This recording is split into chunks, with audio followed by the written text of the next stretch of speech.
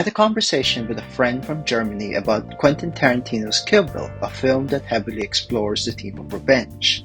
She asked, "Do you think revenge is necessary?" I responded that within the context of the film, it was. But this raises a broader question. How does socioeconomic status influence the ethical decisions characters make when placed under extreme pressure? To explore this, let's turn to our subjects, Charles Blanco and Mark Santamaria. Dead Kids is a Filipino thriller directed by Mikhail and released on December 1st, 2019 on Netflix. The film is about a socially awkward teen named Mark Santamaria who conspires with a group of boys led by Charles Blanco to kidnap their rich jock classmate Chuck Santos to hold him for ransom for 30 million pesos, only for the plan to go awry once they realize that they were unprepared for the consequences of their actions. The following scene is the aftermath of their kidnapping, with a dialogue shared between the two subject characters. Let us analyze it in depth in relation to the philosophies of Karl Marx, John Mill, and Immanuel Kant. To frame the context, Mark is our introverted protagonist who considers himself a dead kid, someone outcast by society.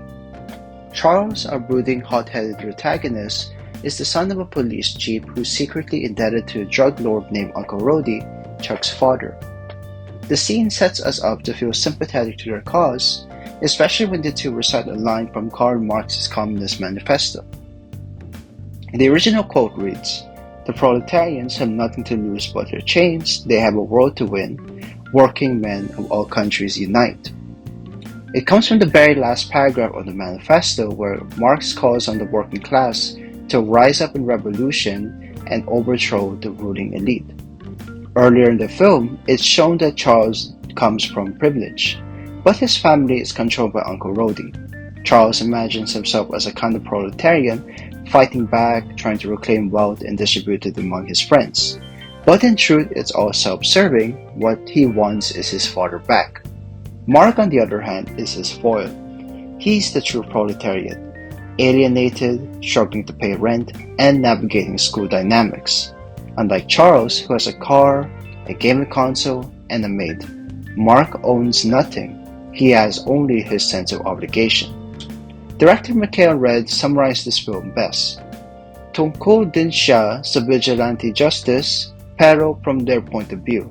So the film isn't promoting Marxism, it's showing how these characters use philosophy to justify their personal revenge and desperation. Now let's look at utilitarianism. Set during the war on drugs, Charles believes killing addicts and eventually Uncle Rody will make the world better. The Greatest Happiness Principle by John Stuart Mill states that the best action is the one that maximizes overall happiness or pleasure and minimizes overall pain or suffering for the greatest number of people. But under Mill's principle, Charles' actions fail. The happiness he gains is outweighed by lasting trauma and destruction. He, however, gets away scot-free, just as the bourgeois has done in the history of class society. Marx's thinking aligns more with Kantian ethics. He's motivated by duty, to be a good student, be a good son, and pay his rent on time to his aunt, which served as the obligation in inciting action. Act only according to the maxim by which you can at the same time will that it should become a universal law by Immanuel Kant. But when Mark uses others like Chuck as a means to his end, he breaks that moral law. His judgment becomes clouded and he's ultimately punished. As the true proletariat, he still dies at the hands of the bourgeois police.